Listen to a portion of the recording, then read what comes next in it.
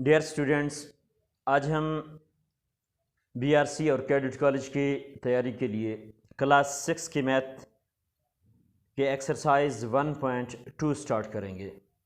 Exercise 1.2 में question number 1 है फाइनेट और इनफाइनेट सेट, मुतनाही और लामुतनाही सेट।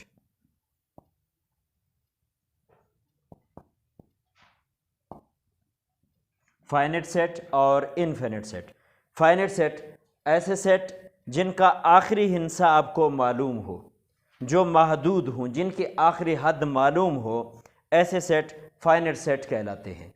और जिनका आखिरी हिस्सा आपको मालूम नहीं है वो इनफाइनेट सेट कहलाते हैं।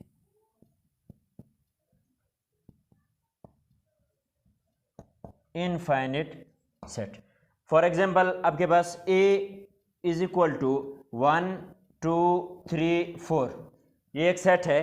तो इसमें हमें मालूम है कि इसका आखिरी जो सेट, इस सेट का जो आखिरी एलिमेंट है, जो आखिरी हिस्सा है वो 4 है, 4 है।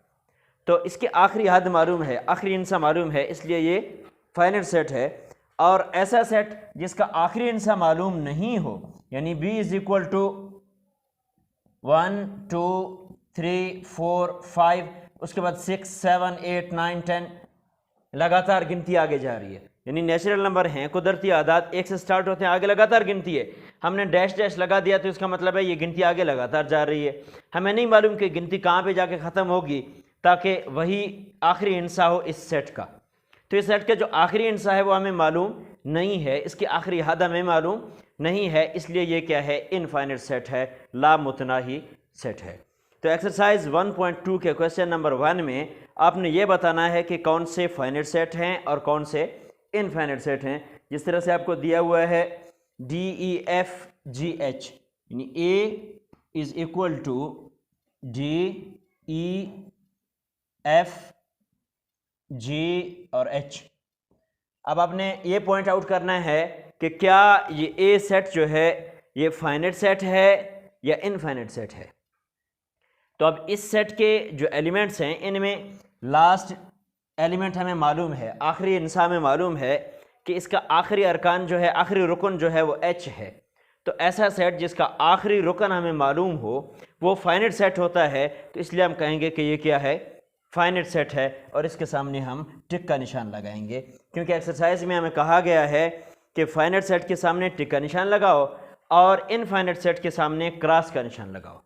तो ये फाइनेट सेट है, इसलिए इसके सामने हम टिक का निशान लगाएंगे। मतलब ये कि ये पॉइंट आउट करेंगे कि ये सेट जो है ये फाइनेट सेट है। इसी तरह से आपके पास एक क्वेश्चन दिया हुआ है, आसमान पर सितारों की तादाद, आसमान पर सितारों की तादाद।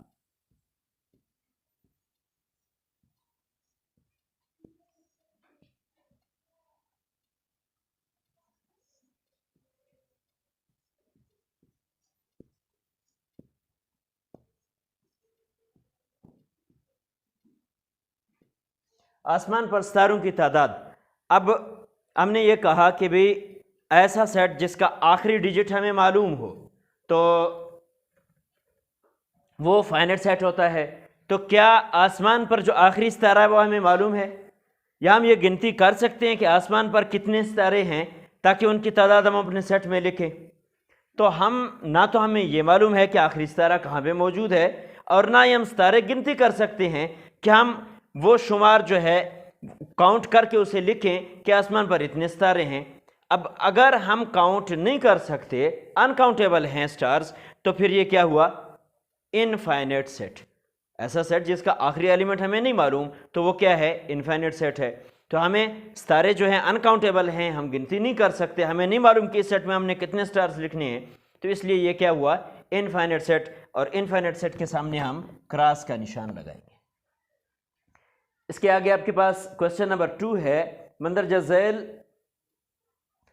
झैल में से खाली और यक रुकनी सेट, खाली और यक रुकनी सेट अलग करें।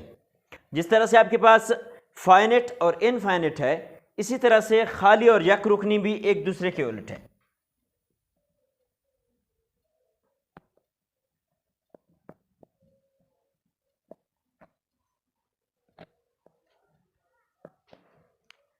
यानी एम्प्टी सेट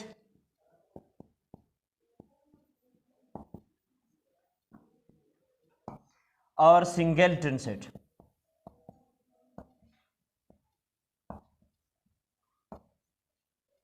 एम्प्टी, जैसा कि नाम से जाहिर है, एम्प्टी खाली, ऐसा सेट जिसके अंदर कोई एलिमेंट ना हो, कोई रुकन ना हो, वो एम्प्टी सेट कहलाता है। और अगर किसी सेट में सिर्फ एक एलिमेंट हो, सिंगल, ये SINGLE, single, single single seat सुना होगा आपने, सिंगल वाहिद को कहते हैं, एक को कहते हैं। तो ऐसा सेट जिसके अंदर सिर्फ एक एलिमेंट हो उसको हम सिंगलटन सेट कहेंगे, उसे हम यक रुकनी सेट कहेंगे। यक का लफ्ज़ भी एक के लिए ही यूज़ होता है। अब अगर आपके पास एक सेट है A इज इक्वल टू, इस तरह से सेट के अंदर कुछ भी नहीं लिखा हुआ, तो इसके अंदर कुछ नहीं है तो ये खाली सेट है, तो इसे हम खाली सेट कहेंगे, एम्प्टी सेट कहेंगे। और अगर इसके अंदर कुछ लिखा हुआ है, एक एलिमेंट लिखा है, फॉर एग्जांपल मैं लिखता हूं B is equal to Karachi, तो कराची एक नाम है, एक शहर का नाम है, तो इस सेट में सिर्फ एक एलिमेंट आया हुआ है, तो इसमें कितने रुकन हैं? एक रुकन है, तो इसलिए ये क्या है? यक रुकनी सेट है, ये सिंगलटन सेट हुआ। तो एक्सरसाइज में भी उसने इसी तरह से लिखा हुआ है, 0 से छोटे मुकम्मल आदाद, 0 से छोटे, 0 से छोटे मुकम्मल आदाद। अब मुकम्मल आदाद कहते हैं होल नंबर्स को, मुकम्मल आदाद होल नंबर्स को कहते हैं। अब होल नंबर्स हमें मालूम है कि 0 से स्टार्ट होते हैं, 0 1 2 3 4 5 6 7 8।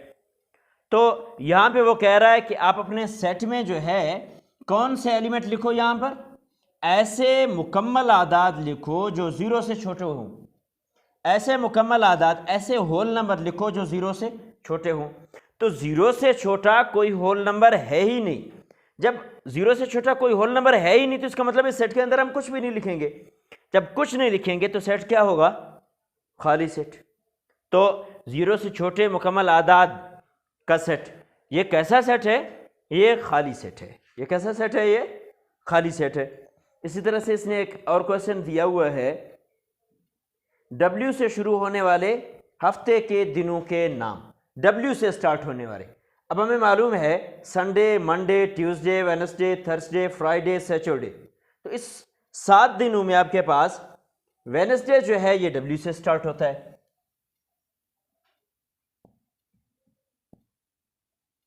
ये W से स्टार्ट होता है। तो इसका मतलब है कि इस सेट में सिर्फ एक एलिमेंट आ रहा है।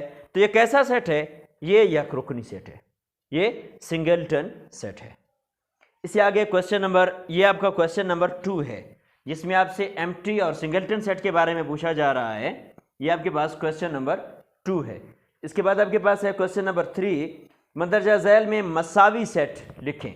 मसावी सेट, अब आपने यहाँ पे एक बात नोट करनी है, क्वेश्चन नंबर 3 और क्वेश्चन नंबर 4 में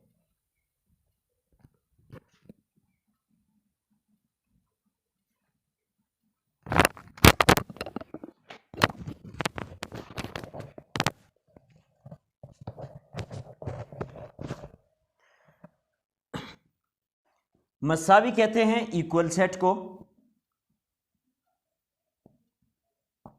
जबकि क्वेश्चन नंबर 4 में उसने आपसे जो है मुतरादिफ सेट के बारे में पूछा,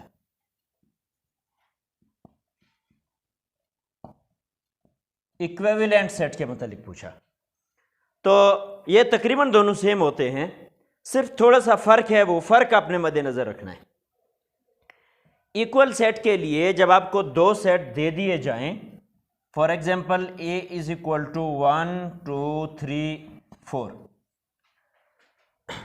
ए सेट का इक्वल सेट वो सेट होगा जिसमें यही एलिमेंट पाए जाएंगे, बेशक इसी तरतीब से है या आगे पीछे है। इनकी तरतीब आगे पीछे हो सकती है, 1 to 1 भी हो सकते हैं, लेकिन एलिमेंट वही होंगे, कोई और नया एलिमेंट इसमें ना हो। अब B इज इक्वल टू, अगर मैं इसको लिखूं इसी तरह 1 2 3 4, इस सेट को उसी तरह कॉपी कर दूं, तो ये सेट B जो है सेट A का इक्वल सेट है, सेट A जो है सेट B का इक्वल सेट है। यानी इक्वल सेट में एलिमेंट्स जो हैं वो बिल्कुल सेम होते हैं।